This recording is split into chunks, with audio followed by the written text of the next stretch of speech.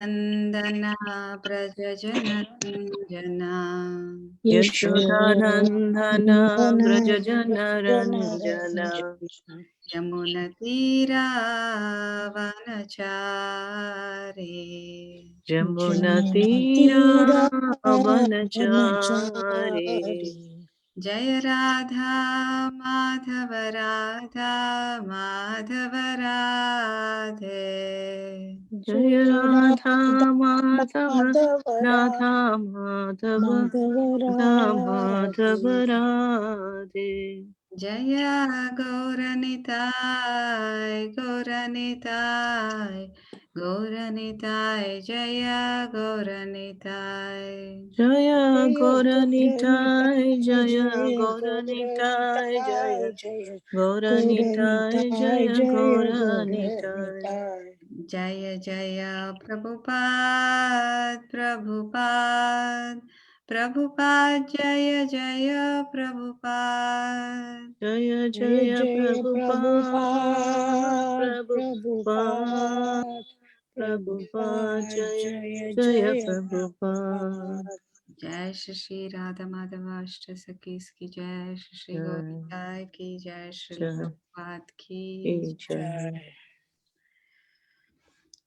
ओम ज्ञानतिमिरान्धस्य ज्ञानाञ्जनाशलाकया चक्षुरुन्मिलितं येन तस्मै श्रीगुरुवे नमः श्रीचैतन्यमनोभीष्टं स्थापितं येन भूतले स्वयं रूप कदा मह्यं ददाति स्वपदान्तिकं वन्देऽहं श्रीगुरो श्रीयुतापदकमलं श्रीगुरून् वैष्णवांश्च श्रीरूपं साग्रजातं सहगना रघुनाथान्वितं तं सजीवं साद्वैतं सावधूतं परिजनसहितं कृष्णचैतन्यदेवं श्रीराधाकृष्णपादान् सहगना ललिता श्रीविशाखान्वितांश्च हे कृष्णा करुणा सिन्धो दीनबन्धो जगत्पते Gopesh गोपिकान्ता Radhakanta नमोऽस्तुते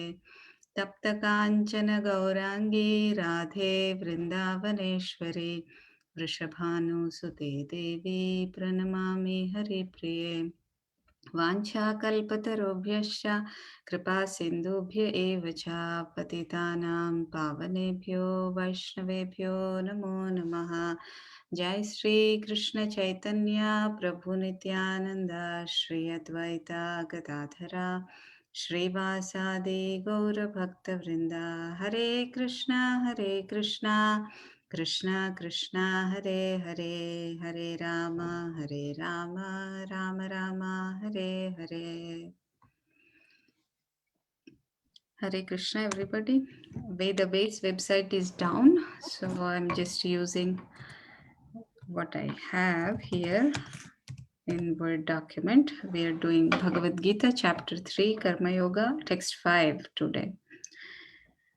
Nahi kashchit kshanamapi नहि कश्चित् क्षणमपि jatu tishtatya karma krit जातुतिष्ठत्य कर्मकः karyate hyavashah karma कार्यते ह्यवशः कर्म सर्व प्रकृति जैर गुणैः सर्वप्रकृतिजैर्गुणैः Please chant. न हि कश्चित् क्षणमपि नाहि कश्चित् क्षणमपि जातु तिष्ठत्य कर्मकृत् जातु तिष्ठत्य कर्मकृत् कार्यते ह्यवशः कर्म कर्म कार्यते अवश्य कर्म कर्म सर्वप्रकृतिजैर्गुणैः सर्व प्रकृति जैर प्रकृतिजैर्गुणैः नहि कश्चित् क्षणमपि न हि नहि कश्चित् कश्चित् क्षणमपि क्षणमपि जातु तिष्ठति अकर्मकृत् जातु तिष्ठत्य कर्मकृत् कर्मकृत् कार्यते हि अवशः कर्म कार्यते हि अवशः कर्म सर्वप्रकृतिजैर्गुणैः सर्वप्रकृतिजैर्गुणैः जैर्गुणैः Nahi kaschit kanashanam It's okay. api. Go ahead. Nahi Nahi kaschit shanamapi. Kanamapi. Jatu tishtati akarma krit. जातु Jatu तिष्ठति Jatisthate tishtati अकर्मकृत् akarma karmanakrit. krit. Karyate hi Karyata avashay hai avasya karma. karma. Karyate hayavasya Avasya karma. karma. Sarva prakriti jair guna hai. Sarva Sarva Sarva prakriti prakriti jair jair guna hai. gunai. Nahi kaschit khanamapi. Nahi Nahi kaschit Kaschit shanamnapi. Jatu tisthatta karma krit. Jatu Jatu tishtatya Tishtati karma Tishta krit. Karma Karma krit. Karyate hai avasya karma. Karyate Karya hi Karyate avasya Avashya karma. Karma Sarva prakriti jair gunai. Sarva prakriti Sarva jair Prakriti gunai. Jai. Synonyms: na, nor. Na. Na no. or He certainly. he He he certainly. certainly Kash, certainly Kashchit anyone. Kaschit kaschit Kaschit anyone. anyone anyone. Shanam a moment. Shanam shanam a a Shanam moment. moment api also. Api api We also. also. also Jatu at any time. Jatu jatu To at at any tishtati. time any time. anytime Tishtati remains. tishtati Tishtati Tishtati remains remains. remains Akarmakrit without doing something. akarma without doing krit Akarmakrit. something. without Without doing doing something something. something Karyate is forced to do. Karyate. karyate is Forced forced to to do. do Forced he to do. He certainly. He certainly certainly. certainly Avashaha helplessly. Avshaha avashaha Helplessly. helplessly. avashaha helplessly Karma work. karma Karma work Karma work. work. Sarvaha all. sarvaha Sarvaha Sarvaha all. sarvaha all. all Prakriti Jaihi, born of the modes of material nature.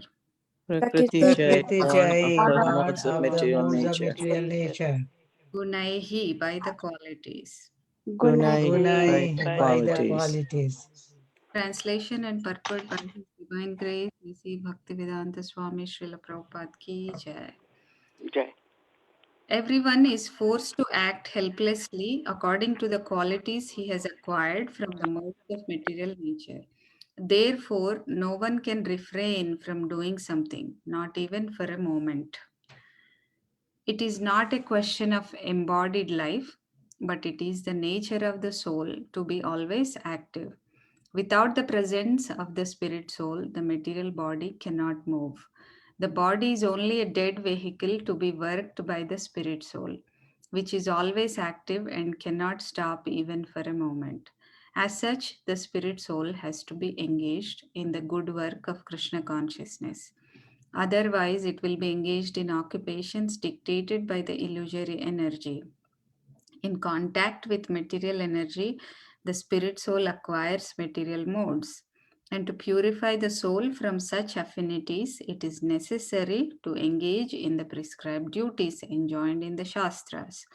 But if the soul is engaged in his natural function of Krishna consciousness, whatever he is able to do is good for him.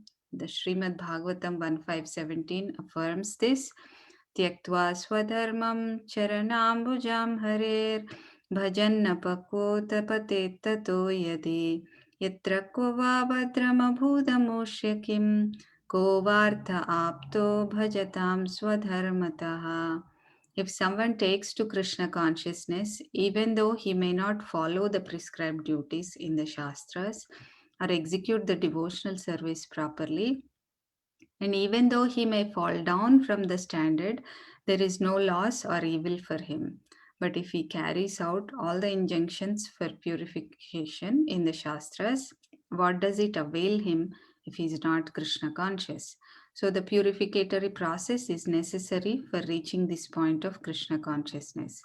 Therefore, sannyasa or any purificatory process is to help reach the ultimate goal of becoming Krishna conscious, without which everything is considered a failure. So, before this verse, there was a question by Arjuna.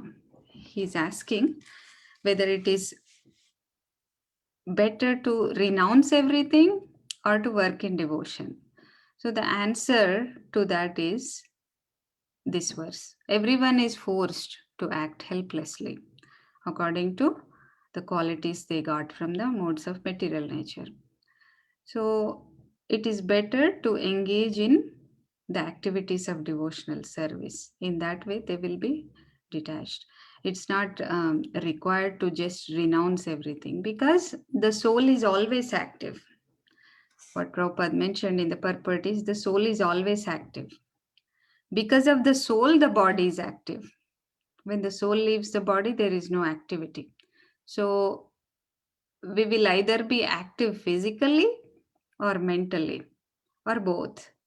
So there is no moment where we are not active. We are always active. So what do you think?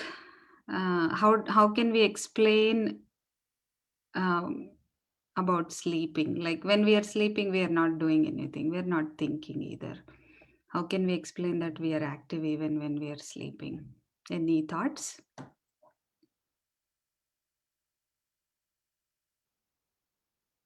You're Because of dreaming. breathing, Mataji. You're also dreaming. Yes. Yeah, I was discussing this with Prabhu, and the first answer was dreaming, Mataji. And then I said, I rarely dream. I just sleep when I sleep. So there is no dreaming. But then he said breathing. Breathing is there too. So we are doing something. Even breathing, the activity, it can bind us in karma. We are breathing in and out, and there are some little insects, and they can go in and out. So any activity that we do, we can either do it in the modes of material nature, or we can do it in Krishna consciousness. If we dedicate the entire body for the service of the Lord, then anything we do will become Krishna conscious. Any maintenance for the body will also become Krishna conscious. So there are these two kinds of activities. One kind is the activities under the modes of material nature. The other kind is activity in Krishna consciousness. So some activities we can flat out say this activity is in the mode of ignorance, this activity is in the mode of passion, this activity is in the mode of goodness. But some activities we really can't say. Externally, they look the same, but it depends on the consciousness of the person performing.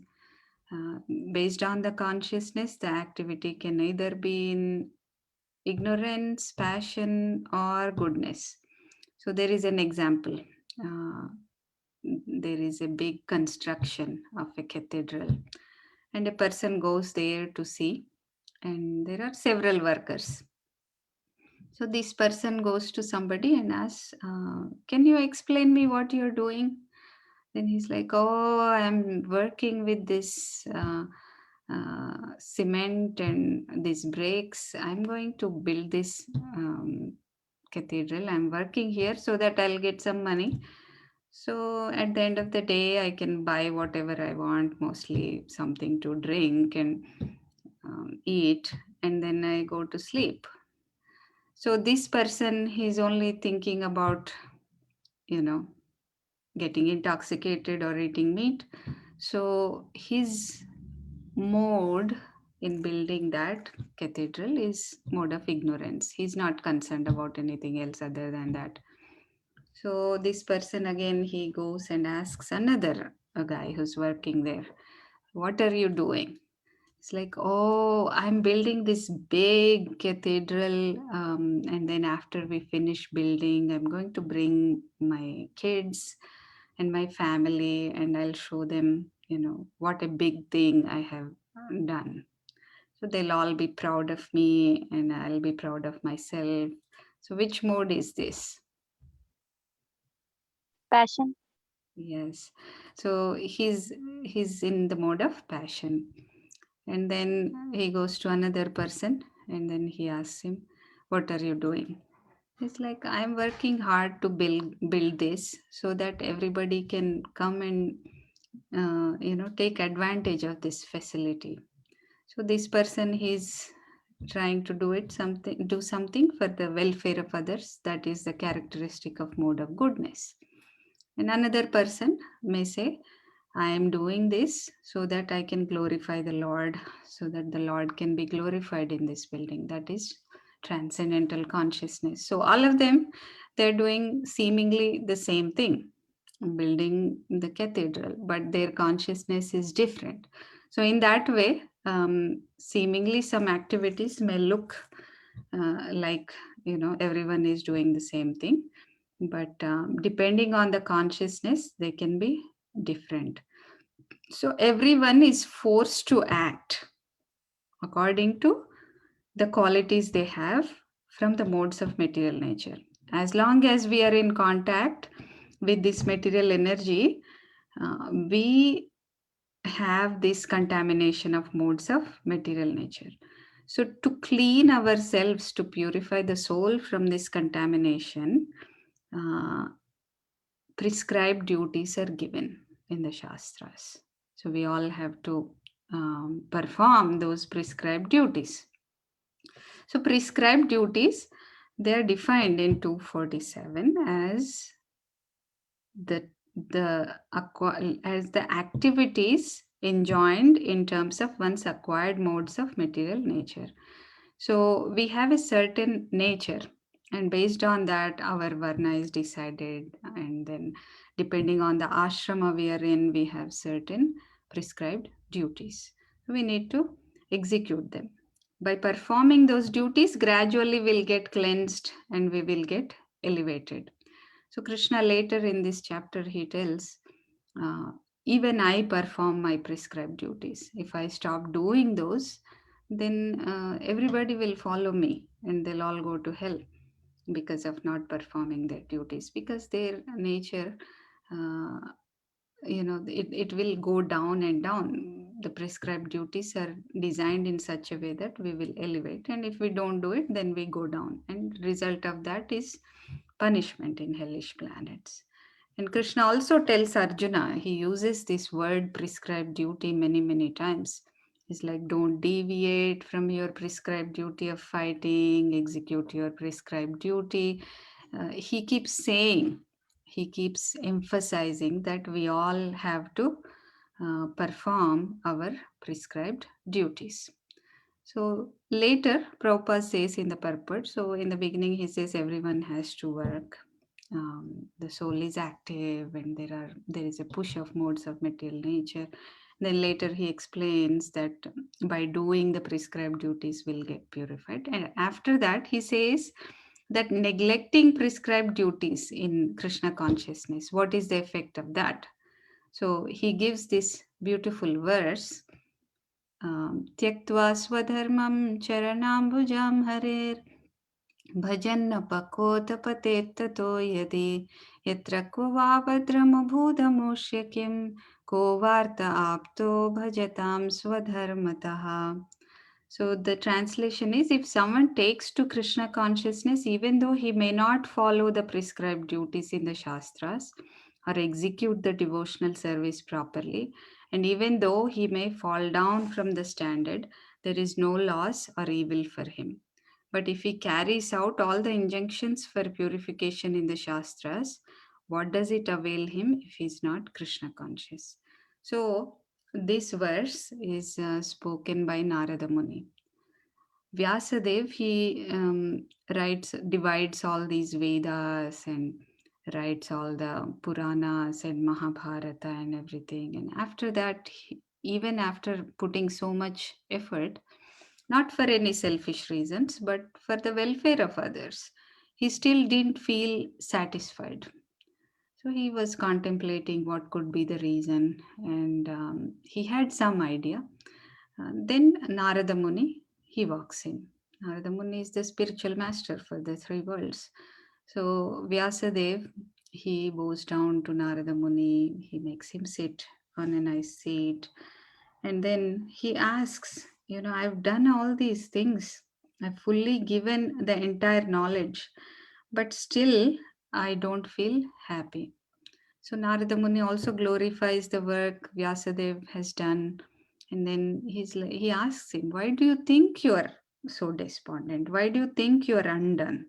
Then Vyasadeva says, whatever I have done, whatever I've said is all fine, but then the root cause of my dissatisfaction could be I didn't glorify the Lord directly. So at that time, Narada Muni, he talks about how transcendental philosophy and glorification of the Lord is superior to everything else.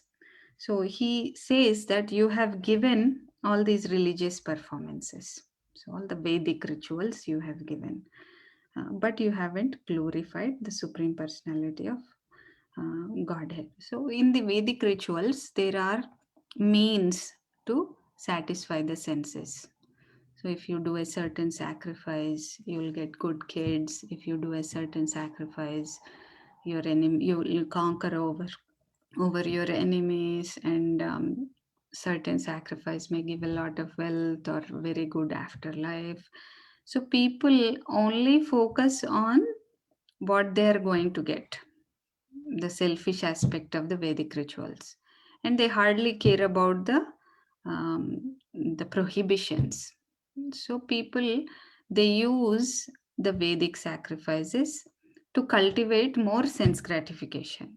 It's not direct that the Vedas have to conclude in knowing the Supreme Personality of Godhead. Although Krishna says that in Bhagavad Gita, Vedasya sarvairahameva vedya. So from all the Vedas I am to be known, but it's not very direct. It's not very easy to know Krishna through the Vedas because there are so many distractions. People get distracted by doing that, and they don't care for any um, uh, prohibitions. They continue to just gratify their senses.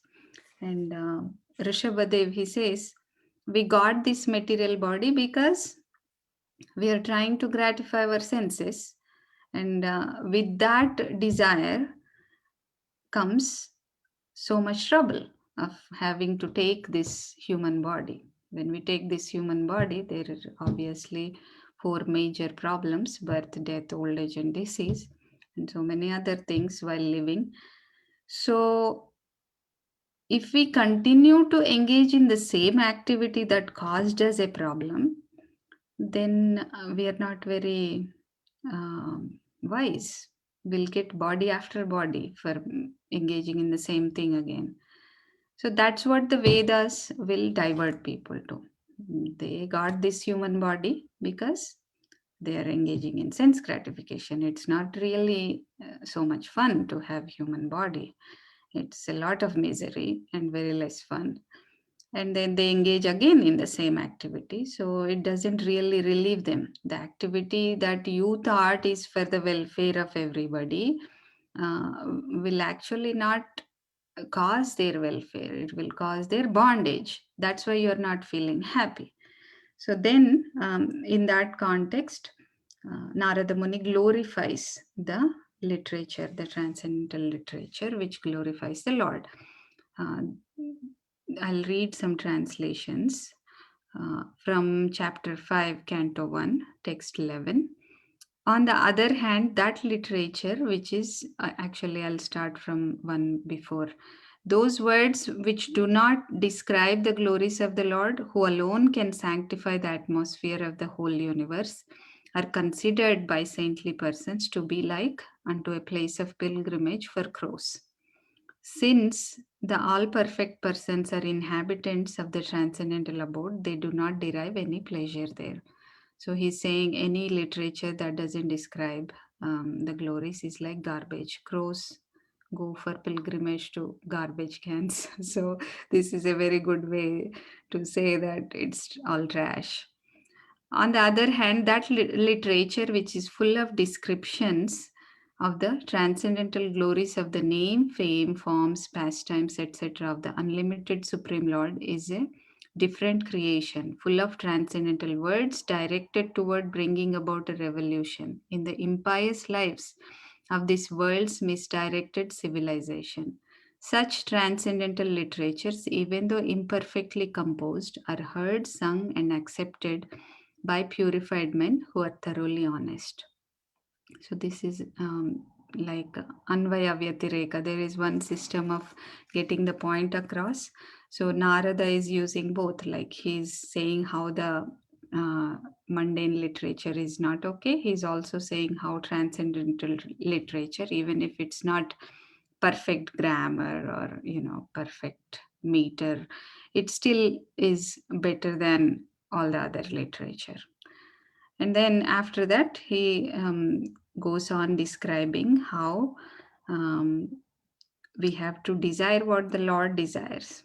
We have to explain what the Lord actually wants us to explain. And then he says, people are in general inclined to enjoy, and you encourage them in that way in the name of religion. So in India, religious people means what? They go to the temple for what? And do what? Like all the rituals and religious visits, they consist of what? What is the consciousness of the person? Any ideas? For some gain. Some gain, yes. So they go to the temple, they pray to the Lord for some gain. If they are in trouble, they pray for the relief. And then they come home. And all these rituals, the so called religious people, they're not in it for elevation. The whole process of religion is just to ask for something. So these and Vedas encouraged like that. So that's why Narada Muni says one has to get out of that and then do what is necessary for elevation, transcendental realization. So in that context, Narada Muni brings out this topic of if someone engages in Krishna consciousness, even if they may not follow the prescribed duties, as it says in the scriptures. There are many prescribed duties. Right now, if we think of prescribed duties, we may think of our daily obligations to the family or to the society, community. But there are many other prescribed duties.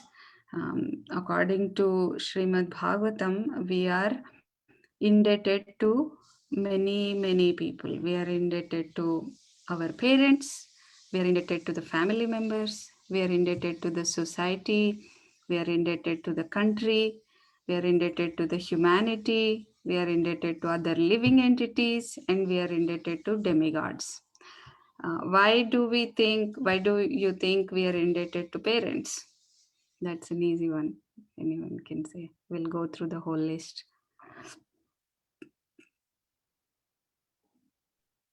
They gave us birth. Yeah, they took care of us. Mhm.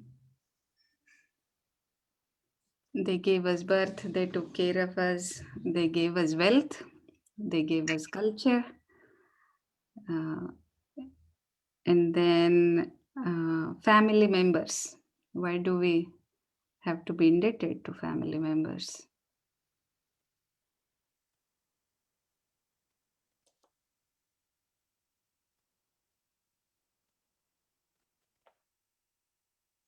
think directly, indirectly, they instill certain values while you grow up. Mm-hmm. And they facilitate us to learn certain, um, you know, like there are many factors in relationships. Like if you look at only kids who didn't grow up in a community, they may not understand certain things like, they may not know how to share and all that. So these little things, there are many like that. We'll only know when they're absent. There are many like that, and family members facilitate it. And society, why should we be grateful to the society?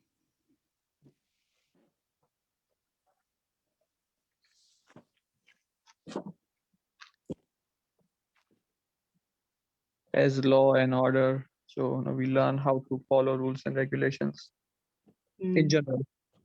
yes. And then country.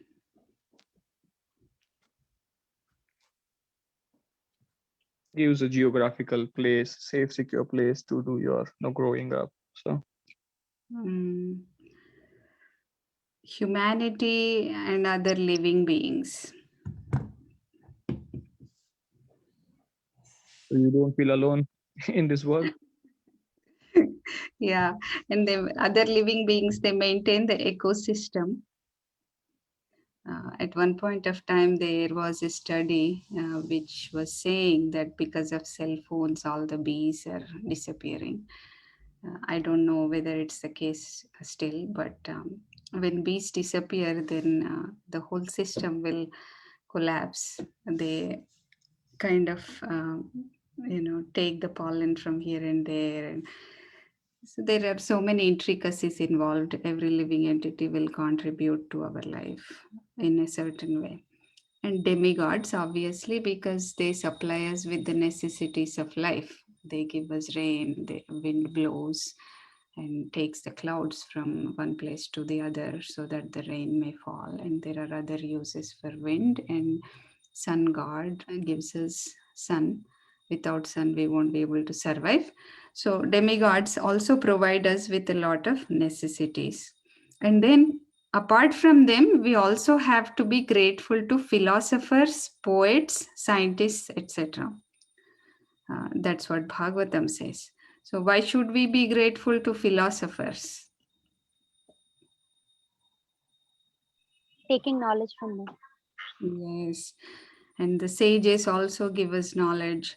So because we are gaining so much from all these different sections of people, we are also obliged to show our gratefulness. We have duties towards everybody. We have duties towards the parents. We have duties towards family members, for the society, for other living beings, demigods, philosophers, poets, sages, scientists. So, in that context, this verse is applicable. Like, we won't be able to repay everybody from whom we are getting benefit from. So, we may not be able to do all those prescribed duties. So, we take up to Krishna consciousness and we do the Yuga Dharma, and that kind of satisfies all the prescribed duties that we have to do.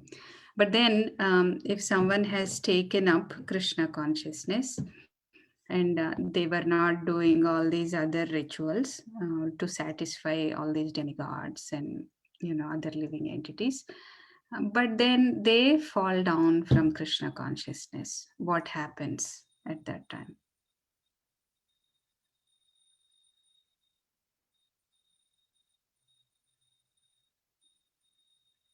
They neither followed that and nor could they follow this completely. What happens?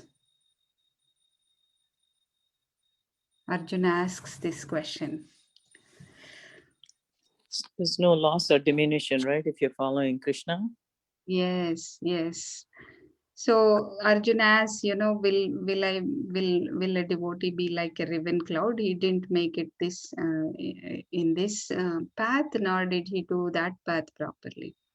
So that's the answer, what Mataji said, Gitamala Mataji.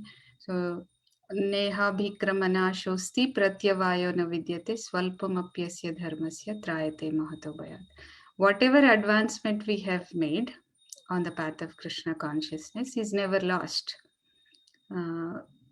That will save us from the greatest danger. So we may not have done all the other things, but we are trying to do Krishna consciousness. There is no loss by doing that. But even if a person carries out all the injunctions properly, but not Krishna conscious, what will happen to that person?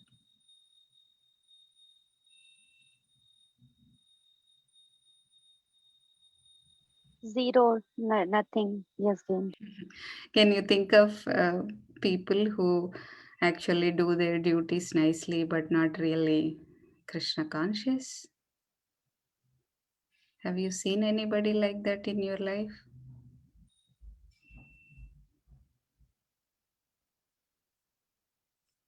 No. Plenty of people. Mataji? Plenty of people, I said. Yes, yes. Yeah, there are. Mataji, Yeah. Sorry, Mataji. Prabhupada also give one example, right? There was one man who's very rich, and Mhm. then he became what? He became a cobbler, something like that, and then he was beaten by his own son in the next life. I Ye- forgot the story. Yes. Yeah, he was very rich and he did all his duties properly, and he got all his sons married and grandkids. Uh, so he has fulfilled all the requirements of his duties, but not very Krishna conscious, very attached to the household life. He gives up his body. Then in his next life, he is very close to his house, but in a different body. Later on, when he comes and says, "I am your father," people will just beat him up, like you said. You're just trying to usurp the property. You want the property. That's why you're saying like this. No one believes it. Yeah, that's one good example. And many people, they try to do their duties very nicely without being Krishna conscious. But then at the end of the life, you just leave everything and go. Um, you won't you won't retain what you have done in this life for your next life. You have to start again from the beginning. Whereas a Krishna conscious person, even if he fell down from the standard, he will still retain what he has done in this life. A very good example for that is King Bharata, the story of King Bharata. So he was the emperor of the entire world, and he had a beautiful wife and very nice children. But still, he left everything at a very young age, and he has taken sannyas. He went to the forest to perform his austerity to realize the Supreme Personality of Godhead. But eventually, one day, there is one pregnant deer which was trying to cross over a river. And then there was a tiger roaring, and because of fear, the pregnant deer delivered the baby, and the mother deer, she died. And then the baby is alone. And Bharata, being compassionate, he brought the baby and then he took care of the baby. And eventually, he got very attached to the baby deer. It grew up, but then Bharata, he forgot his daily practices and he just was so absorbed in the deer.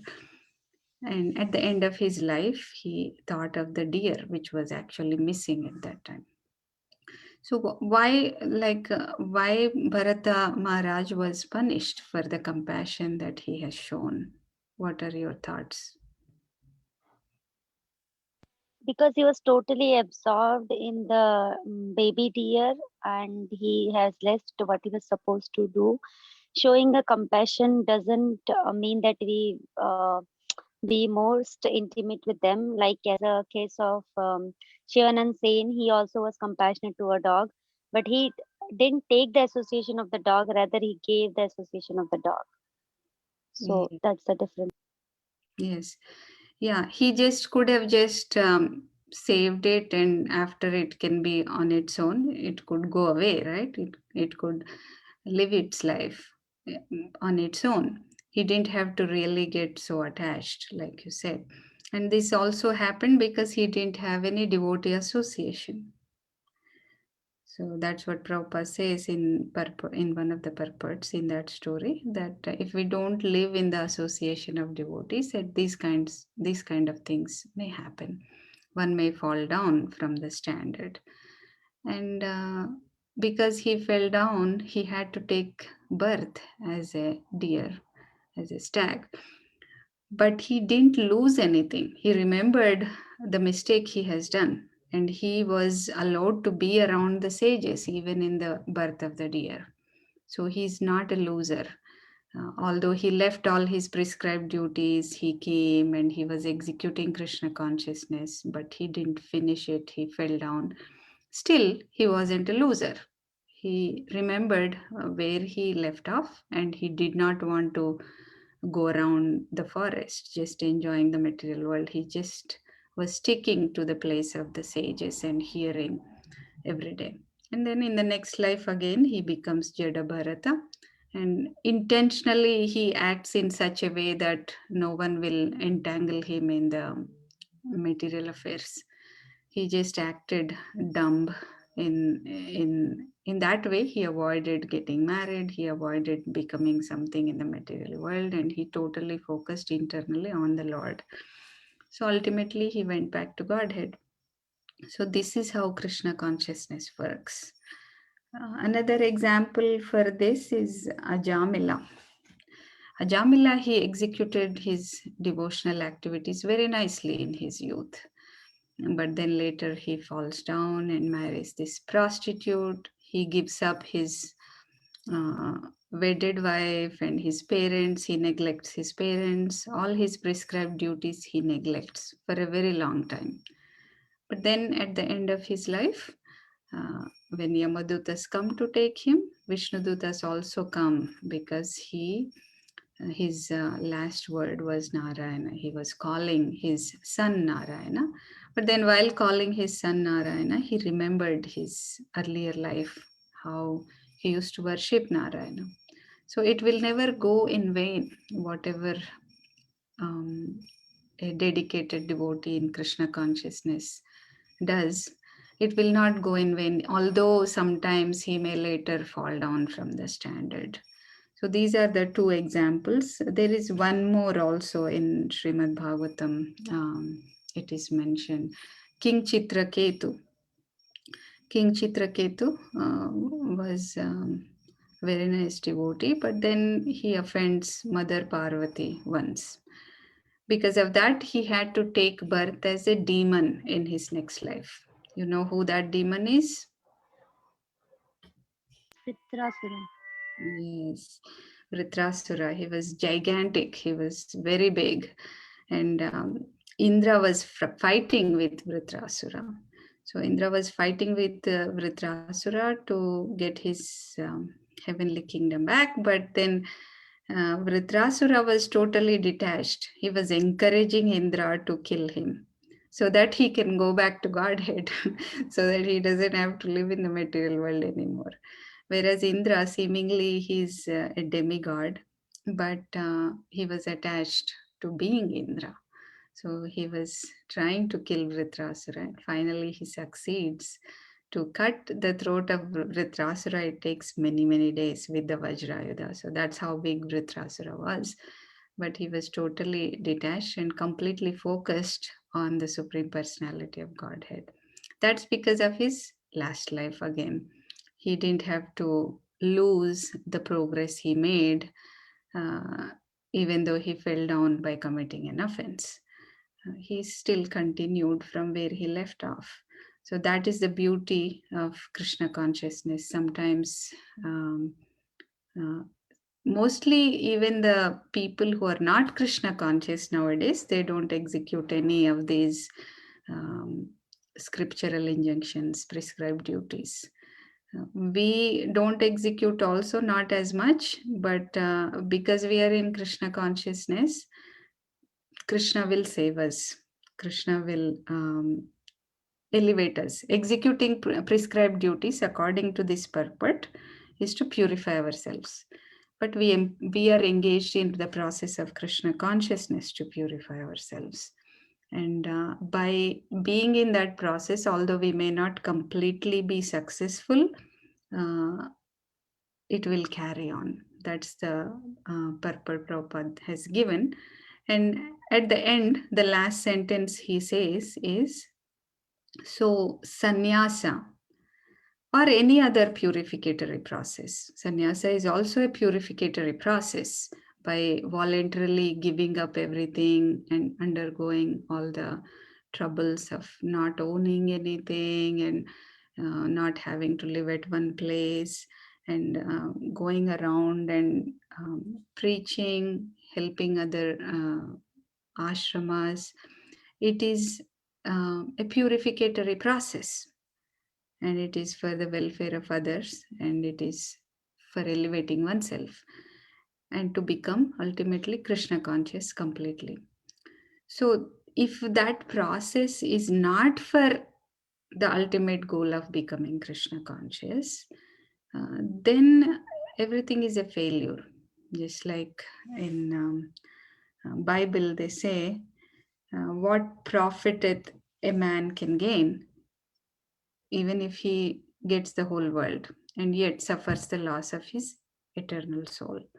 So anything we do, if the purpose is not to become Krishna conscious, then it's useless. And this is mentioned many times in Srimad Bhagavatam also. Shrama eva hi kevalam. Even if we execute all the prescribed duties properly, if that doesn't evoke Krishna consciousness, then it is just useless labor. So this is the conclusion of Srila Prabhupada. This is the answer that Krishna gives to Arjuna's question. Which one is better? Just renouncing everything or working in devotion? So even if you renounce, the mind won't renounce. The mind will be dwelling on the objects of senses. So that renunciation is not actually renunciation if your mind is still thinking of objects of sense gratification. And in general, that is the nature of everybody. No one can just renounce and do nothing. They have to do something.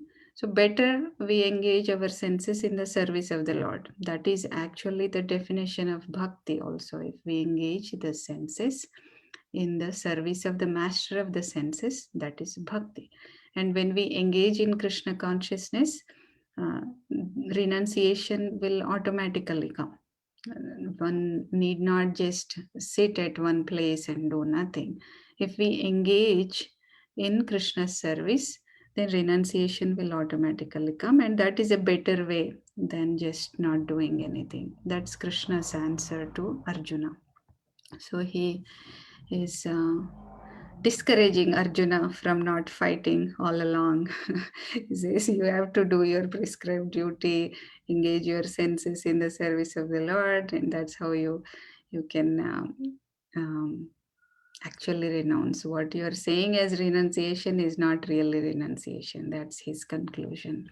So I will stop here. There are 10 minutes for questions and comments. Please add if you want to add anything for this verse. Hare Krishna Mataji, please accept my humble obeisances, all Guru Srila Prabhupada. So, Mataji, during your discourse, now you emphasized on a prescribed duties, but how one will know what is his or her prescribed duties? It depends on the varna and ashrama we are in. So every ashrama has some prescribed duties. For brahmacharis, they have to study scriptures, they have to serve their guru. And for grihasthas, they have to take care of the rest of the ashramas, brahmacharis, vanaprasthas, and sannyasis. They have to give charity. And of course, they have to maintain their families and provide for them. And depending on the varna also, there are different duties.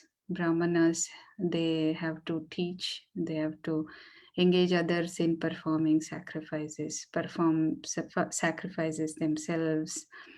Patan patan yajan yajan dana pratigraha. So they accept charity and give charity. Those are all Brahminical duties. Kshatriyas, they have a duty to protect all their dependents, and they provide for them. They maintain a situation in such a way that Brahmanas can execute their devotion, sages and Brahmanas. So there are many duties for them. And Vaishyas, they have duties for cow protection, agriculture, and paying taxes to Kshatriyas. So they have to maintain like that. And Shudras, the duty of Shudras is to serve the other classes faithfully. In that way, the society will run smoothly. So everyone, they have their prescribed duties. Women have their prescribed duties, like that. There are many detailed prescribed duties, but we are not even aware of those prescribed duties. That's the reason why going on that path is not really practical anymore. We are not even trained in what the prescribed duties are for ourselves. Thank you, Mataji. No problem. I was talking to somebody, and the girl was telling me that girls need to be trained to uh, totally adjust to a different setting once they get married, and there is no such training anymore. That's why, in our prescribed duties we don't even have proper training. So there is um, no way that we could make it through that path.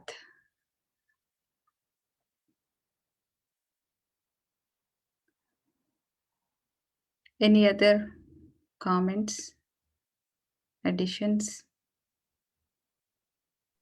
So, follow-up question from your answer. No, the varnas you described, as you said, it's difficult in Kali Yuga, and Kali Yuga everyone is Shudra. So how would you comment on that? Because there is no four varnas in existence such. Yes, that's because of not following anything. When people beget children, there is no Garbhadan Samskar. So, usually, when there is a particular Varna, if they conceive children according to Garbhadan Samskar, then they will attract such souls. Because there is nothing like that, there are no samskaras. Even the marriage is the last samskara that is still existing, even that is failing. I rarely see people getting married here in the Western world, and I'm sure in a couple of generations in India also it will become like that. That's why there are no other varnas other than Shudras in Kali Yuga. So Prabhupada specifically he started ISKCON so that he can uh, train people to become Brahmanas. So this is the goal of the one of the purposes of Prabhupada starting the Krishna consciousness mission is to train people to become Brahmanas so that they can guide the rest of the society, and eventually they can guide in such a way that people can manage like Kshatriyas properly, guide them on the duties of Vaishyas. So this is what Prabhupada expected, that we all cultivate Brahminical qualities and become good qualified Brahmanas so that we can guide the rest of the society. Does that answer, Prabhu? Thank you, Mataji. Yes. Prabhu.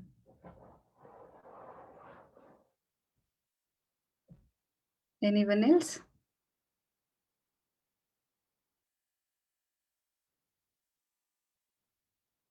Hare Krishna Mataji, Dandavat Pranam to Srila Prabhupada. A very nice class. Mataji, I have one question. Sometimes people ask, right, these carnivorous animals are needed because that cycle will they maintain. Even we learned in the earlier school, right, and earlier classes in our school that their teacher teach them like that. So how do we understand that? Yeah, they are necessary. They maintain the balance like this, like other people said in your class. So what is your question? Do you think the scriptures don't support? Like then they say in that particular cycle they say the human also have to eat those animals so that No. the cycle will maintain. No, that is not necessary. The animals, carnivorous animals, they may eat because that's what their food is. According to Ishopanishad, we have to accept what our quota is. That is their quota. They accept it and they don't get any karma for that. But eating meat is not our quota. Our quota is to accept vegetarian food and milk. And we still get entangled in karma if we don't offer it to Krishna. But we don't have uh, other living entities in our quota. It's not required. We won't Yes. disturb any cycles if we don't eat meat. Nothing will be disturbed if we don't eat meat. Yeah, so that teaching is itself is not correct if we learn from the Vedas, right? From the Shastras. But they teach like that. I also remember in earlier, when I was very small, they teach some cycle that the human need, and then this cycle balance goes, and somebody have these doubts until they don't know the teachings. We should not eat like that. They have doubt. Yeah, in the cycle, some animals will eat, but did it have the human being eating Yes, animal? Mataji, human being, yeah, that's what they teach. I think, yes. Yeah, And then, yeah, but that's not correct what we understand from the Shastras. yes, that's not required. We don't need to eat the animals. We have milk that will provide us with whatever we need.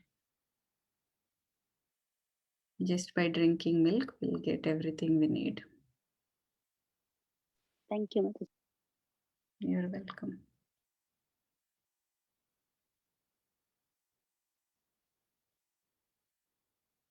Any other questions, comments?